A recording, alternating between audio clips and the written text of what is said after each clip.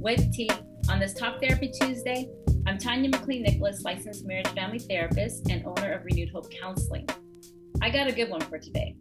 All month I've been talking about boundaries because the inability to set healthy boundaries in your life, on the job, in your relationships, with your time, is a key producer of stress. And stress not managed negatively impacts your mental and your physical well-being. So today's topic is boundaries in dating. So go ahead and grab your tea or your coffee, whichever you prefer, and let's dig in. Boundaries are an important part of healthy relationships because they help maintain balance between you and your partner. Boundaries help a person to take ownership over their own needs, their feelings, their desires, their space, and their individuality. This is important because many times in relationships, these boundaries would get crossed or compromised early on in order to hold on to the relationship. When you are clear about boundaries, it helps to minimize future conflict because it sets a precedence to others about your expectations. They'll understand your limits. They'll know who you are and who you're not, how you want to be treated, what you'll accept and what you'll not. Setting boundaries does not mean putting up walls and being so closed off that people can't get to know you. But the clearer the boundary, the greater the comfort and peace of mind in the dating relationship, which will positively impact your mental health and self-esteem. So here are some different types of boundaries to consider.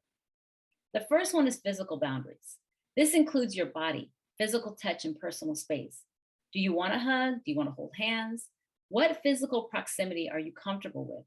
Or how much of yourself do you want to divulge early on? Know your comfort level and where you stand on all the above issues. Many people, they step into dating situations holding values and standards connected to their faith around physical touch, sex before marriage, only to find themselves compromising those boundaries in hopes of deepening the closeness of the relationship. Compromising boundaries will never draw you closer to someone.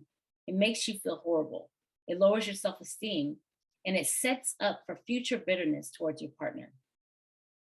Emotional boundaries is another one. And this means validating and respecting all of your feelings and the feelings of your partner. It's also separating your feelings from theirs. Your feelings should not depend or be controlled by your partner's feelings, their thoughts, or even their mood. Each person should take responsibility for their own emotions and not sacrifice your well-being or comfort to please another person.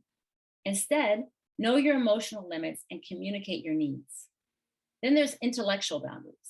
Dating is two very different people spending time and getting to know each other better. There's a reality that you may differ in your faith, your politics, and other beliefs and ideas. There should be a healthy respect for each other's differences and opinions. It's okay not to agree on everything.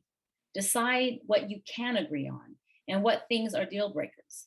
If your partner's values do not align with your values, it's okay to end the relationship because holding on to your values is important. Time boundaries. Time is precious and it goes quickly. With all of life responsibilities, finding time to go out and date without compromising or neglecting key responsibilities is important to growing a healthy relationship. Plan and protect your dating time. This means thinking ahead, preparing by completing tasks and prioritizing responsibilities to ensure not just your physical presence, but emotional presence with your partner. And let's not forget, you had a life and responsibilities before you met them. So setting boundaries around managing your time will create more flexibility and availability for your partner. It'll also create safety and respect for the relationship. Setting boundaries can be difficult and even scary if you're not used to setting them or asking for what you need. But they're so important for your overall well-being. Well, that's it for today. I hope that you enjoyed your tea with T on this Talk Therapy Tuesday. I'm Tania McLean-Nicholas, and I hope that you have a good day.